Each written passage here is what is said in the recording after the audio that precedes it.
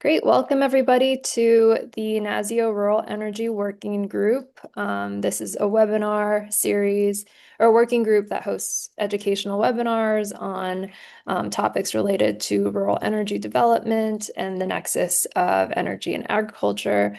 My name is Jasmine Shia. I am a senior program manager at NASEO and also the staff lead for this working group. It's great to welcome you all.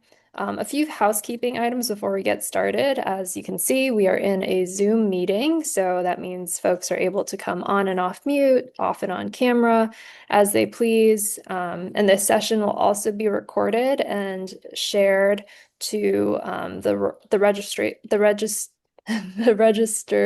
attendees of this webinar, and then also on our Rural Energy Working Group webpage. So for any folks that want to stay off camera or on mute, you're more than welcome to do so.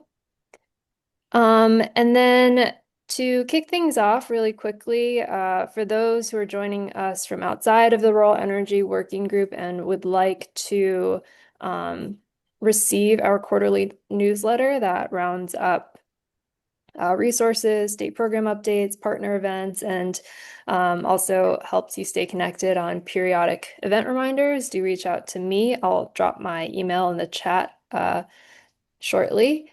And through this working group, we are offering this recurring series on bioenergy. And so this is the third installment of this series, where our first two sessions involved a federal policy snapshot back in September 2025.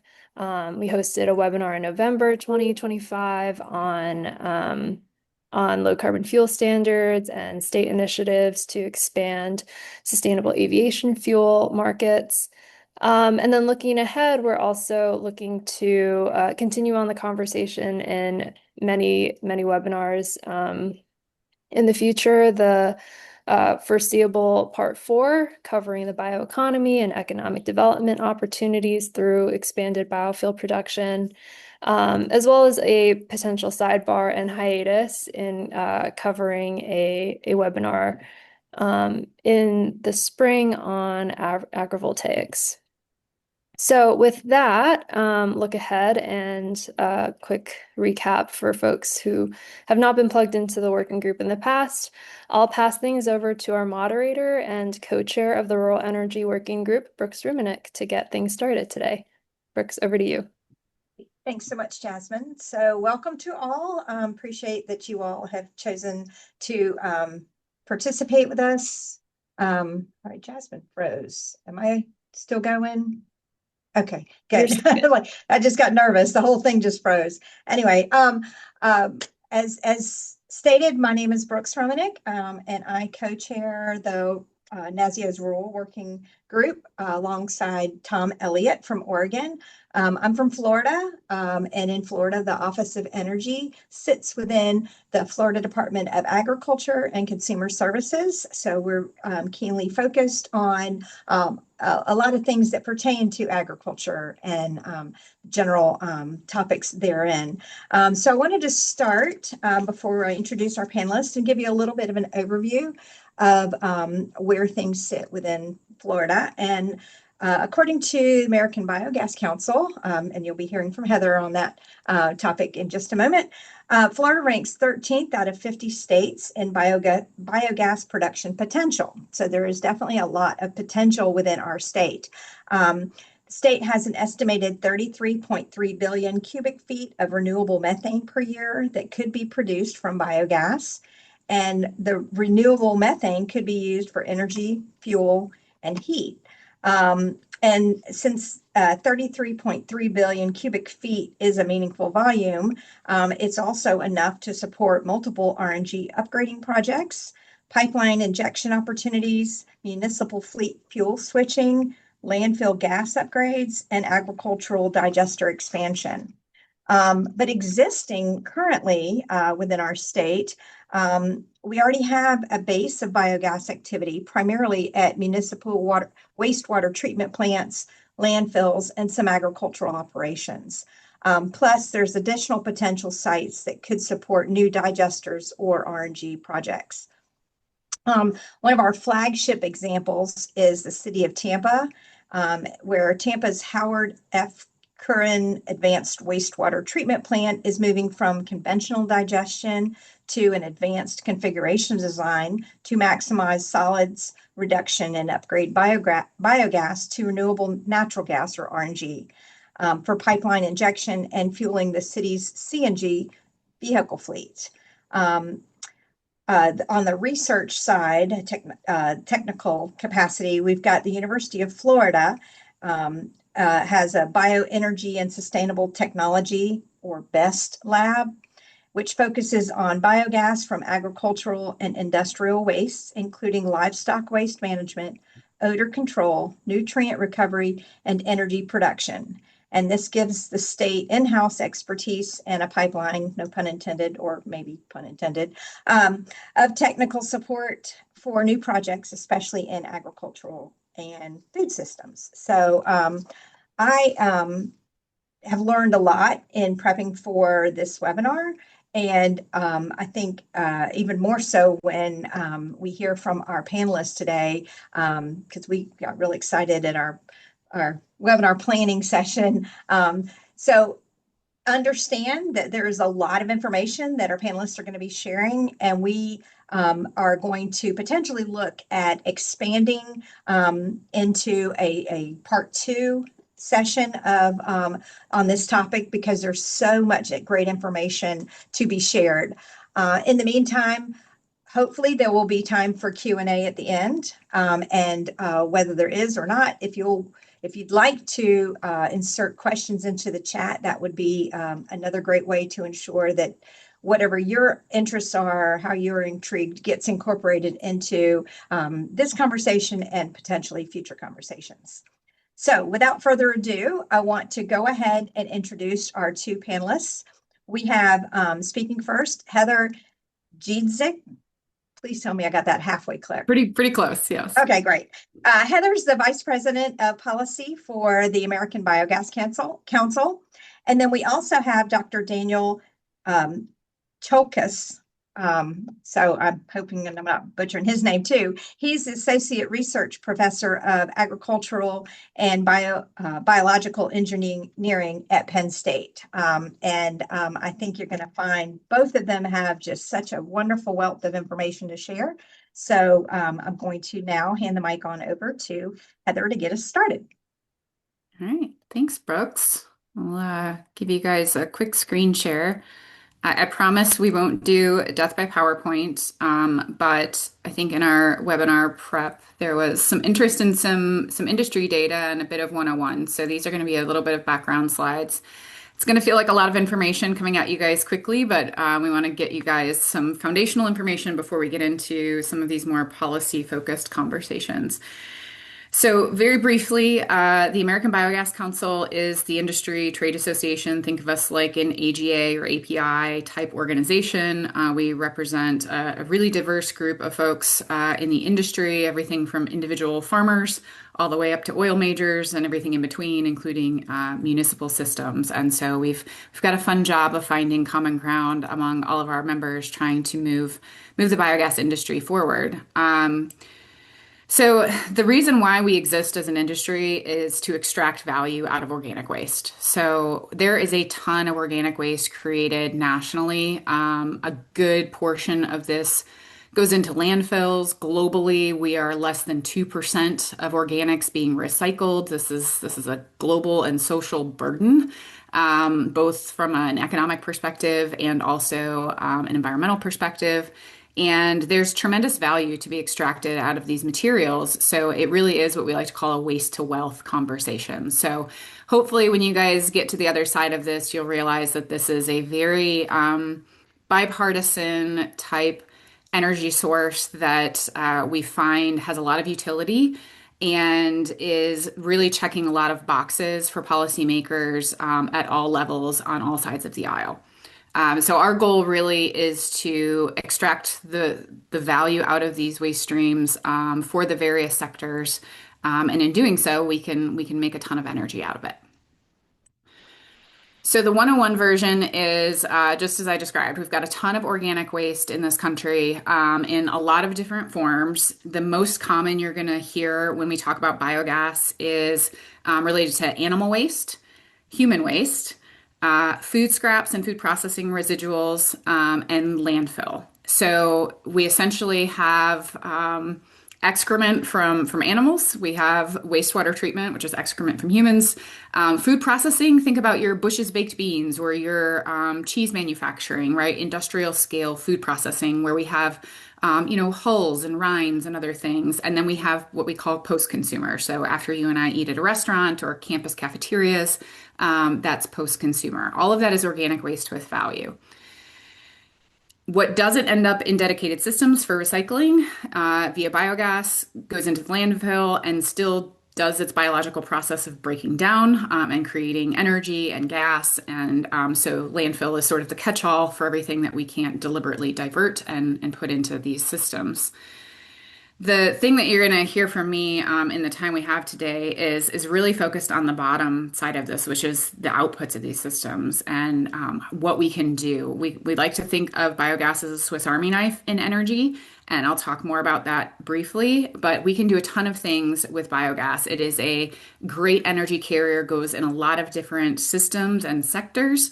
And so we really are agnostic to policies that maybe favor electricity or hydrogen or pipeline gas, and we'll talk about that a little bit more. But as an industry, we really don't advocate for specific feedstock, and we don't advocate for a specific end-use product. We really just try and get these things into systems in the middle that can extract that value. So this is just a quick snapshot of the 2025 end of year data. So we have just under 2,600 operational systems in the United States today, and we have the potential to be near 17,000.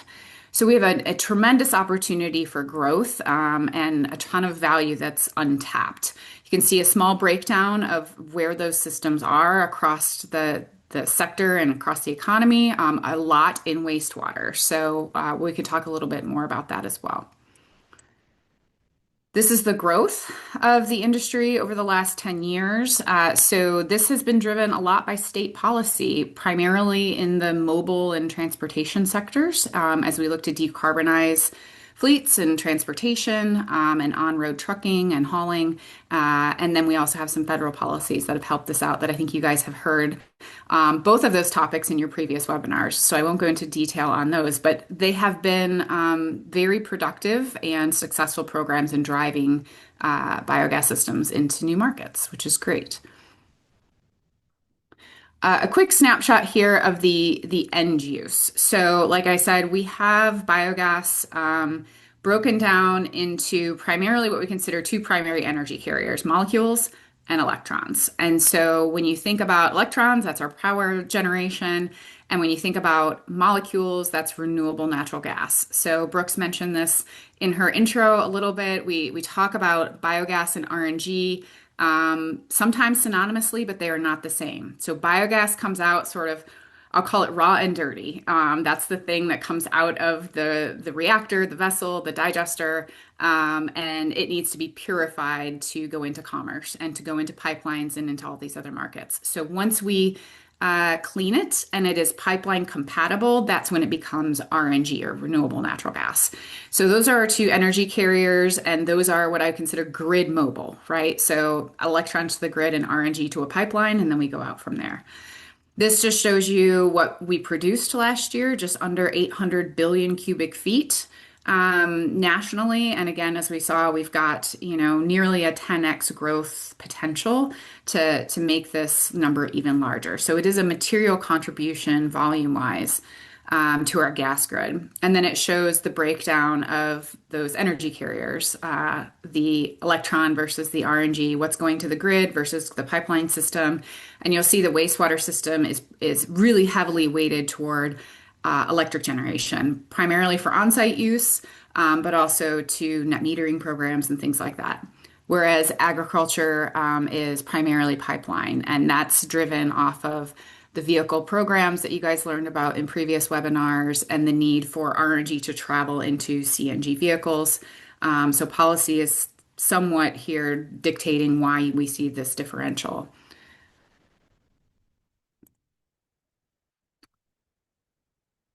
So I had a fancy transition, didn't know that. So this is just a really quick snapshot of a project. Oh, I lost it. A project in Dodge City. I'll see if we can get it to do that. And this is one of those municipal wastewater projects. So just some numbers here to give you guys a sense of why these are value add for municipal systems. $4 million a year to a small Dodge City wastewater treatment or municipal budget is material. And that means that they don't have to make tough choices about property taxes or staff or other investments in their community. So really something that is worth their time in terms of adding these onto their wastewater systems. So want to touch very briefly, I know this slide is a little bit hard to see, but when we talk about biogas in energy policy, we are increasingly seeing complex conversations develop, right? This is no longer molecule to pipeline, electron to grid. It's where do those go after that, right? So does RNG go to hydrogen production? Does RNG go to ethanol production?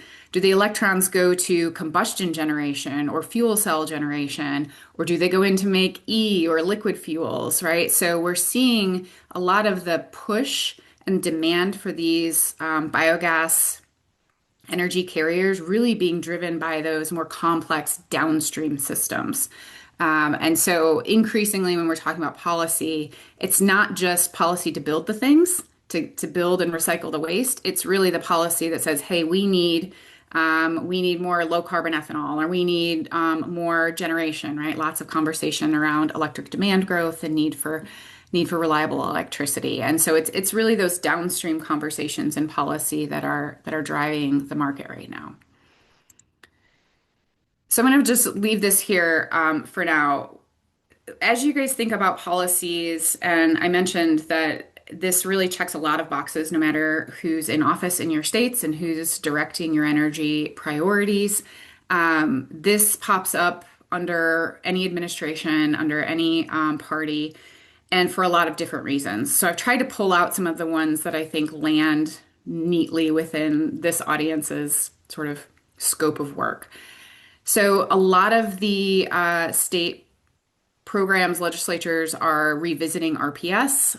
They're looking at renewable energy standards and looking to see how those mature over the course of time. Clean fuel standards continue to be developed across the nation to decarbonize transportation and on-road trucking. We see a lot of interest in grid expansion and grid support. So when we think about biogas, you can treat it like a natural gas generator. We're base load 24/7, what they like to call clean firm. So when we talk about the need to grow capacity, we can do that while also being renewable. When we look at things like building decarbonization, and you can take into account the gas delivered to buildings and space heating, we can do that, bring it to the customer at zero emissions. So we get to participate in things like building codes and standards. And then things like infrastructure and permitting support. So in some states, there are guardrails on where we want to see the infrastructure expand, whether that's to support the electric grid or the natural gas system. We fit in all of those. And so a lot of opportunities if your states are interested in supporting biogas to really leverage existing programs and just make sure that they're looking to biogas systems. Before I move on, and I know we're going to be tight on time, but the one thing that I think is really notable is when people think about biogas, they often sort of think about it as like this niche thing, right? Like, oh yeah, you're sort of cute. That's nice. Here's your grant money. Here's your incentive, and like maybe some R&D. And stop bugging us from a policy perspective. And I think what has really come to light over the last few years, especially as ABC has committed to getting more and more data and forecasting around what sort of potential these feedstocks have across the country. And I think it's been really interesting to see that we're talking about material contributions to our energy systems. So, speaking nationally, the potential for those 17,000 systems that I mentioned a bit ago is 255-ish terawatt hours of energy a year. So, for comparison, that's equal to all of our hydro production nationally. And it is really close, about 80% of all of our solar generation in this country. So, if we were to actually build out these biogas systems and recognize their value, they could be a material contributor to our overall portfolio of energy resources, and doing so on a clean and reliable basis. So we're really excited to be able to say, hey, we know what our contribution could be, and really looking to policymakers to fold that into long-term planning.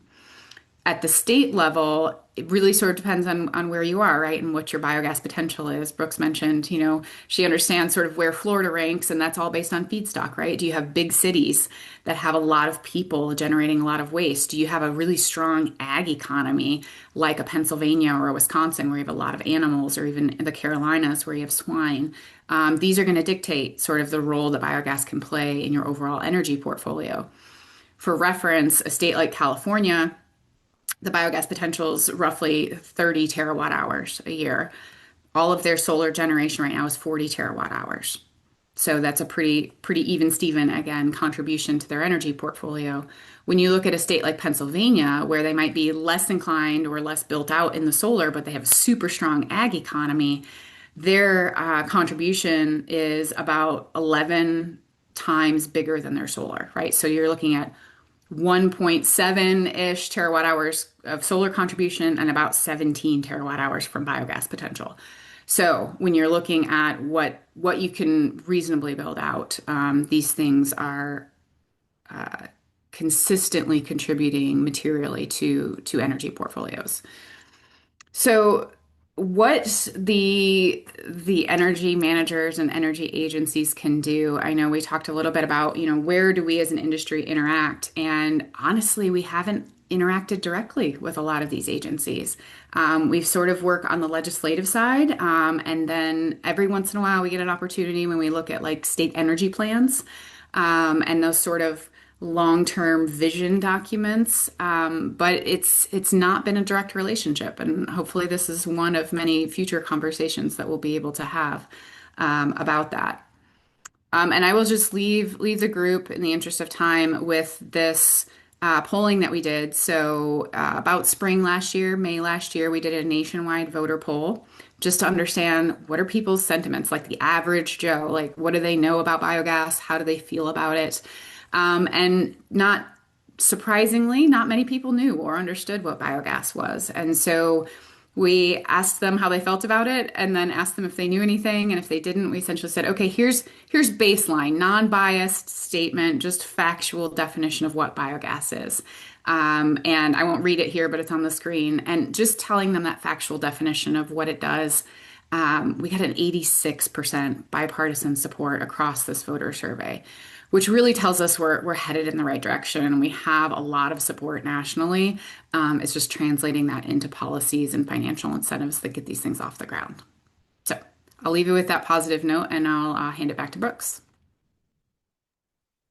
Thank you. So much great information. So it appears that our second panelist either had a conflict or wires got crossed or whatnot. So we do not have Dr. Cholkas rather, getting everybody's name mixed up today. We do not have Dr. Cholkas on the line to share insights from Pennsylvania and the like. But that gives us a greater opportunity to engage the audience with questions. And so while I have some set questions, I wanted to defer initially to any that might be in the audience. And as well, if you guys are familiar with biogas within your state and had the opportunity or interest in sharing what's going on at in your area, I'd be intrigued to hear a little bit more about that as well. So please feel free to either raise your hand, take yourself off mute, and or put some questions or comments in the chat, and we can get us started that way. So I see Scott Hunter. He was the first hand that I saw. So Scott, go ahead and ask your question. Sure. Thank you. I'm from the Delaware State Energy Office, and we have a very large poultry industry in the state. In fact, I did my master's research on the poultry industry many, many years ago. And I was discouraged back then from pursuing any research about biogas, anaerobic digestion opportunities from poultry litter because the moisture content was too low. And again, this was many years ago, probably 30 or more. Is that still the case with the technology as it exists now? That is not my understanding. And obviously, I'm a government affairs and policy person, not the engineer in the room, but we have several members who have invested heavily in poultry. And that number of projects has grown, I would say, steadily over the last, I would say, 5 or 6 years, as people have figured out how to get those systems to be more functional. Part of that is also the economics, not necessarily the liquid solid ratio, but also the economics of the emission factors around poultry. What is their business as usual? And when you change that, how do you monetize the carbon improvement? And those systems look very different than something like a swine or a dairy system. And so the economics for quite a while were very different. And so most of the poultry systems that we see succeed right now, both from an engineering perspective, but also economically, have figured out how to monetize the fertilizer value on the back end of these systems where you have the digestate. And so they're taking that solid material and reselling it and creating a second revenue stream. So that's, I would say, improving the viability of those poultry products every year. Do you have any case studies or written materials documenting? I do have a couple member case studies, not handy, but I can definitely follow up with you. Great. Thank you. Appreciate it. Heather, if you can share as well with Jasmine, we can ensure that we make those materials available to others that might be interested. Absolutely. So thank you. And thank you, Tim, for putting another link within the chat. So are there additional questions before I jump into mine? Seeing none at the moment, I will go ahead and engage, and then y'all can be pondering additional questions that you may have as well. So some are concerned that biogas incentives are going to large farms that can afford installing digesters, which are only cost-effective for large herd sizes. Can you speak to concerns about these incentives only benefiting CAFOs rather than small farms and ranches?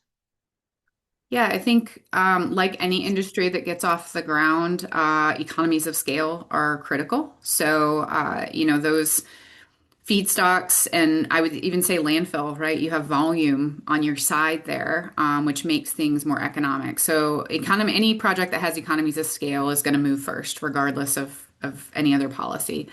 However, we know that we can build projects on non-CAFO systems. And what that ends up looking like is a hub and spoke, right? So you have a single digester facility that handles multiple small farms' manure supply. And so you might have a 200 head farm and a 500 head farm, and they all bring their manure to a common digester, and that way it's a shared cost.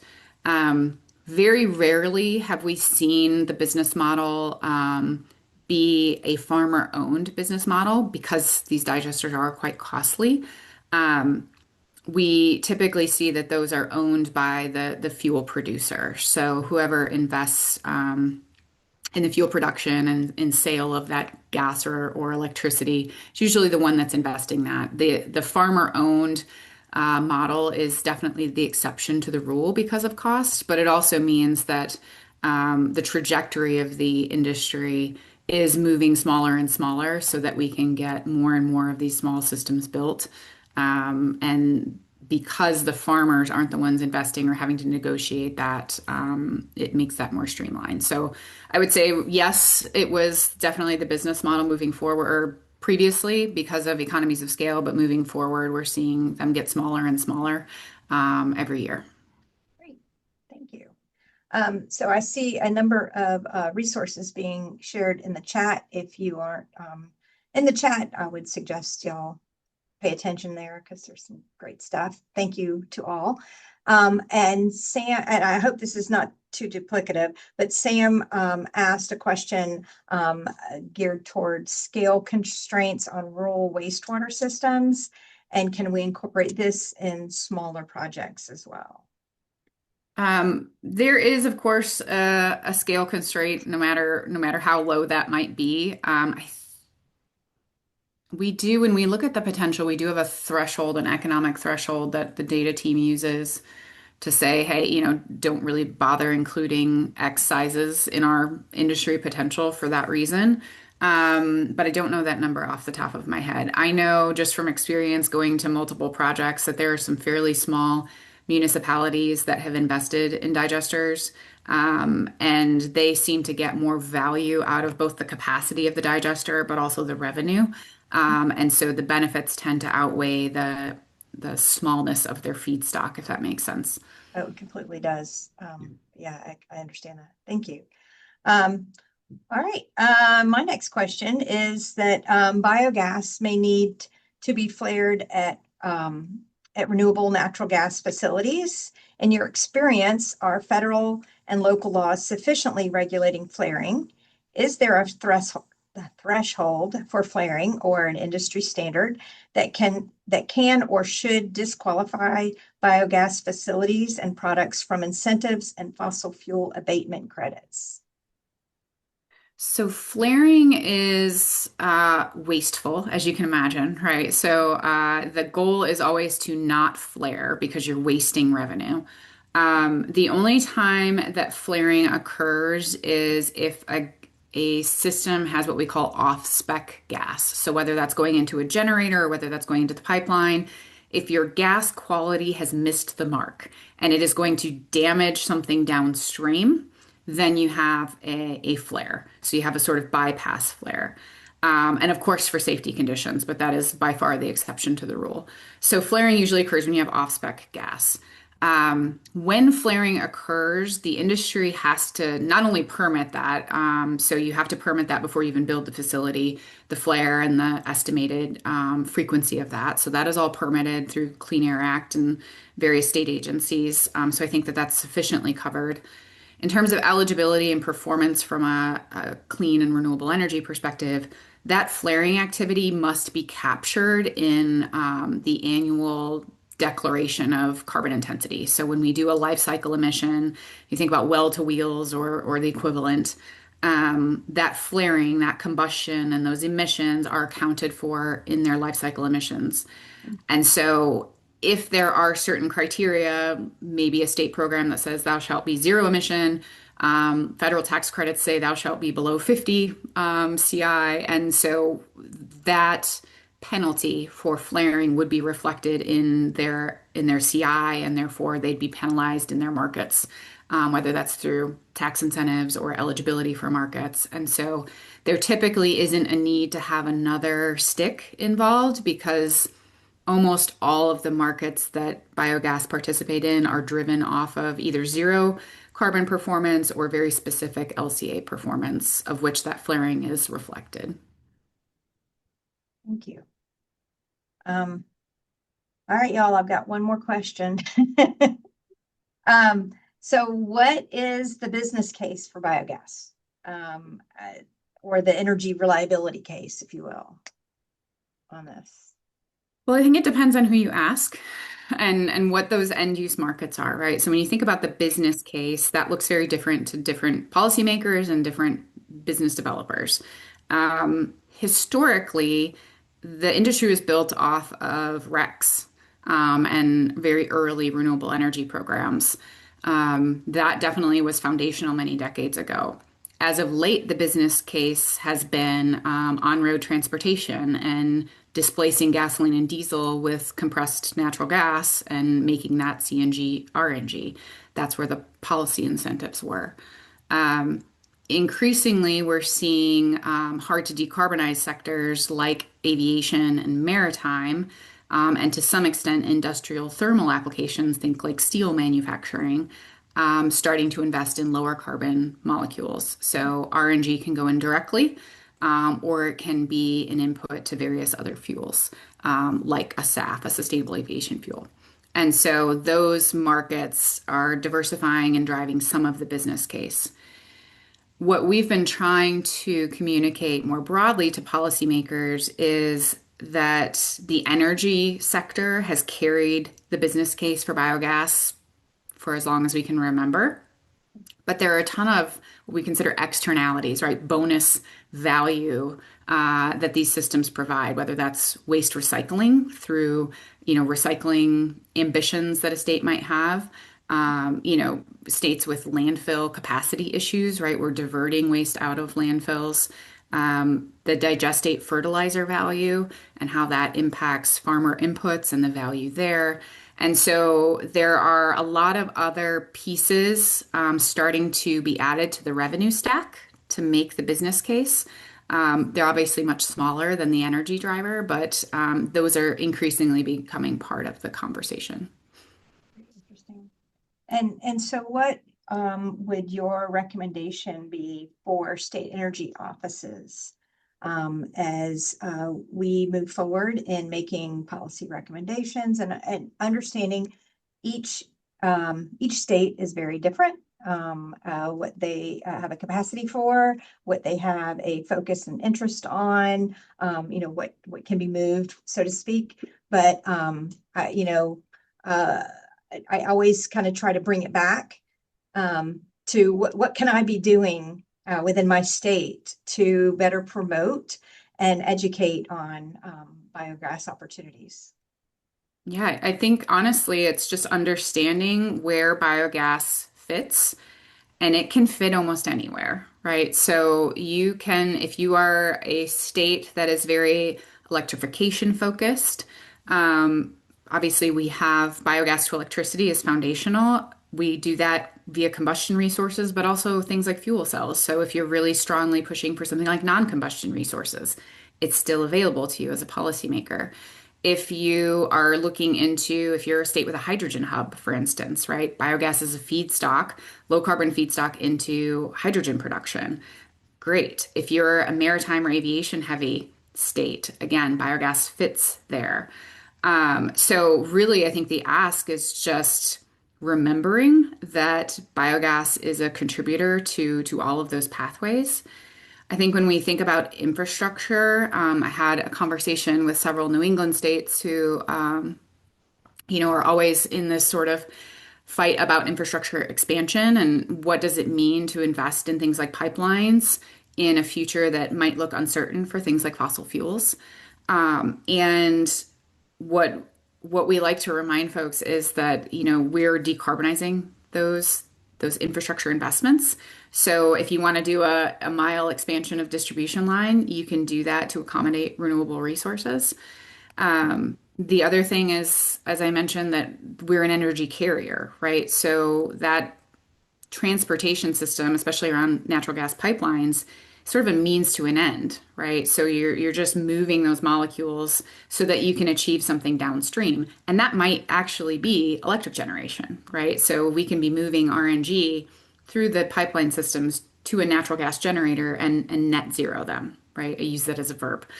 And so really just recognizing the versatility of this molecule and of these electrons to achieve any various policy goals. Very specific asks, I think we look at RPS reform and we look at this looming energy demand, and we continue to reiterate, like, we are a clean, firm resource.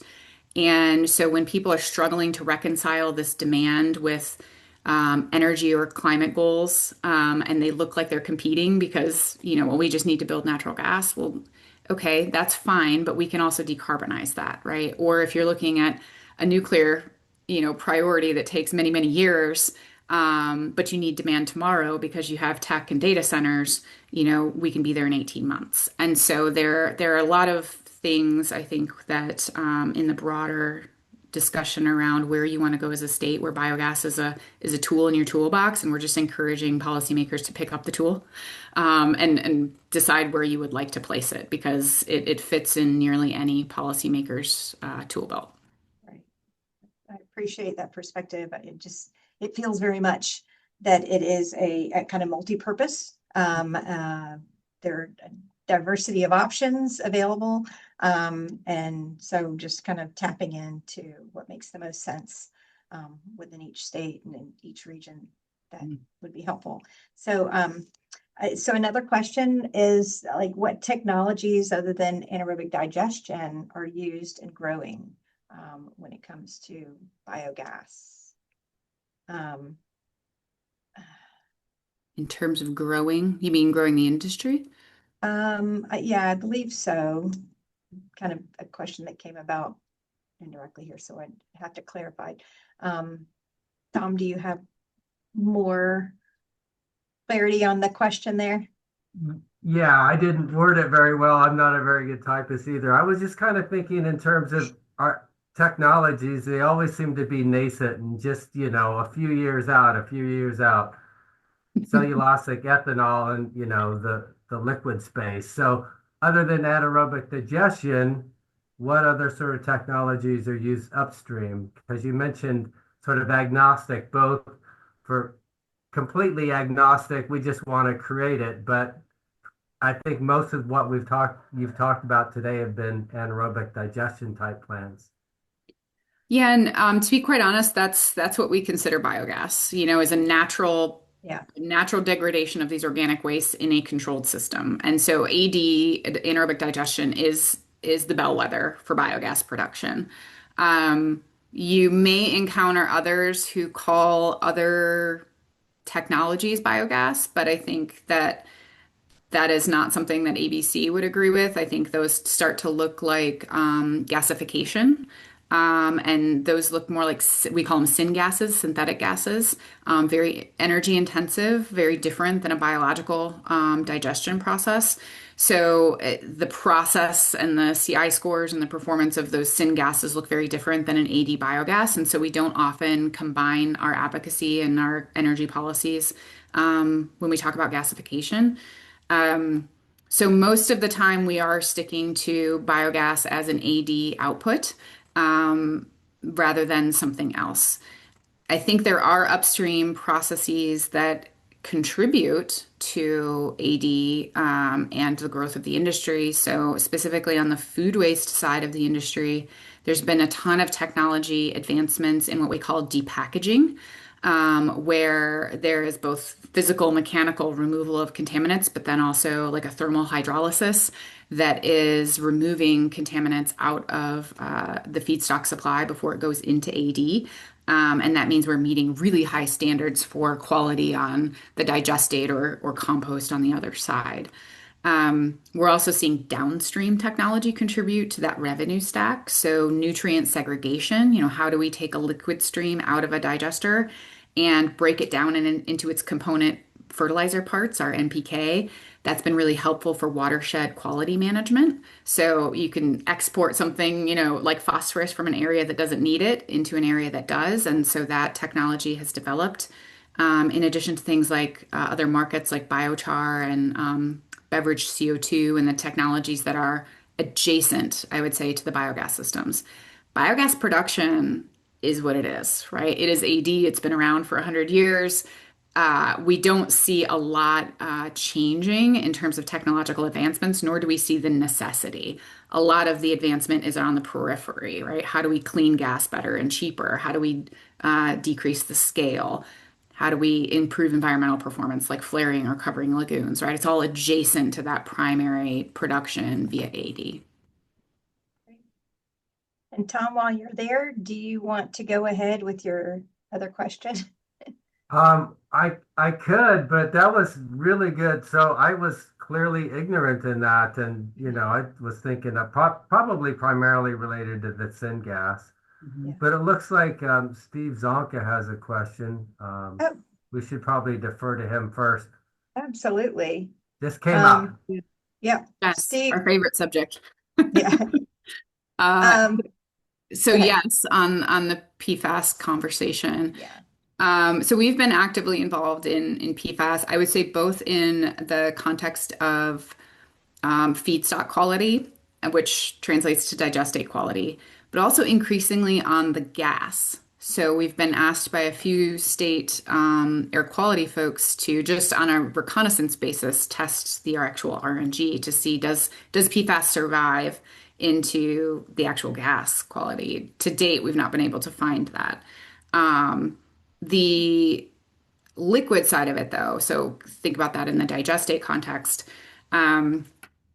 What digesters have in terms of digestate quality is directly impacted by what they receive as feedstock. So I mentioned depackaging. You think about post-consumer food waste. You have wrappers, you have plastics, you have all sorts of things that come in to those depackaging systems. So getting those contaminants out before it hits the digester is key, right? So that reduces that PFAS risk from the outset, from the upstream side. The other area that we see is wastewater, right? Because you have the beauty products, you have the things that we use in our human systems that are laden with PFAS. So what might go into a digester is coming out of a biosolids wastewater feedstock. So we've been very careful to articulate what we call passive receiver protections. So if I'm a farm or I'm a digester owner, right, I didn't produce that PFAS. I don't have any control over it other than saying I'm going to do as much as I can with it before I stick it in my system.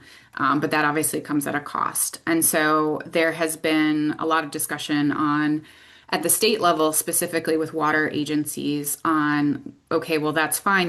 Might not be legally liable for that, but we still have to protect the land application aspect of it. And so the ABC many years ago, I think it's been almost 10 years ago now, paired with the EPA and created a digestate certification program.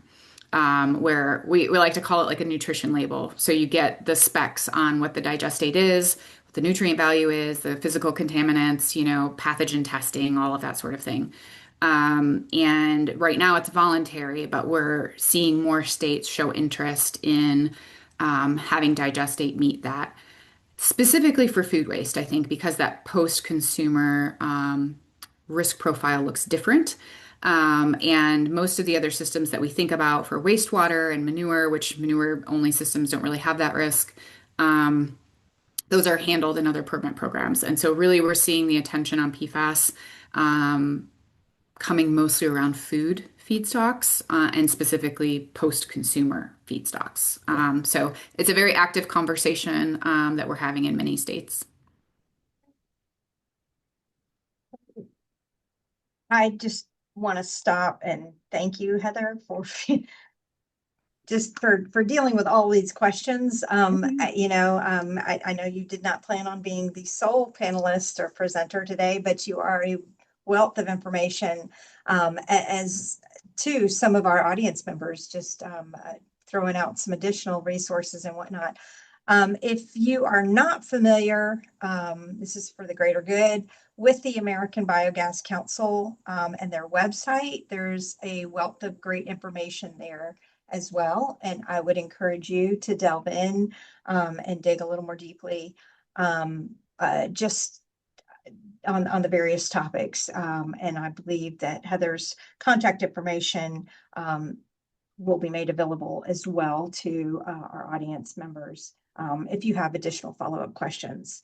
And while we are a little ahead of time, a little ahead of schedule, I do not see any additional questions at this time unless someone wants to come off mute or raise your hand. But I want to take a moment to thank Heather for everything. Oh, good. She put her contact information in there as well.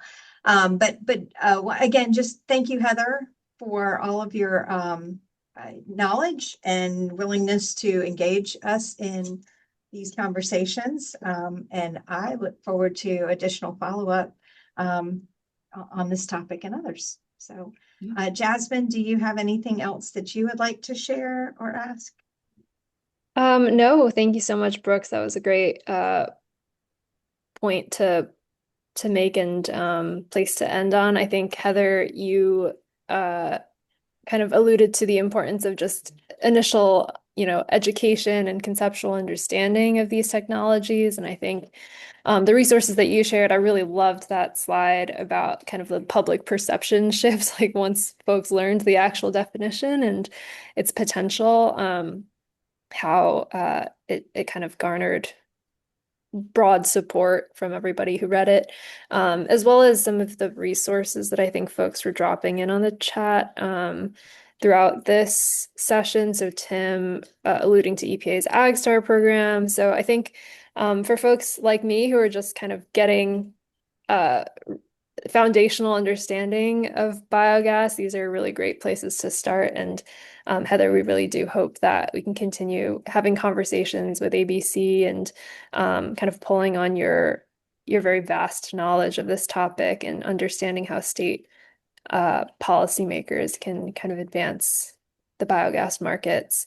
And like Brooke said, I think we're very, very open and excited to continuing these conversations. So for everybody here, do stay tuned for a part 2. I think we have a lot of experts and collaborators that we hope to pull into this conversation as well.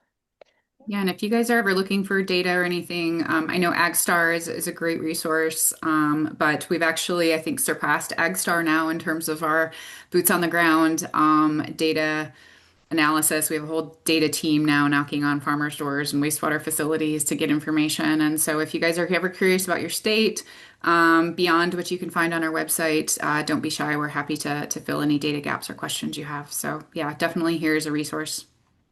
Super. Thank you again, Heather.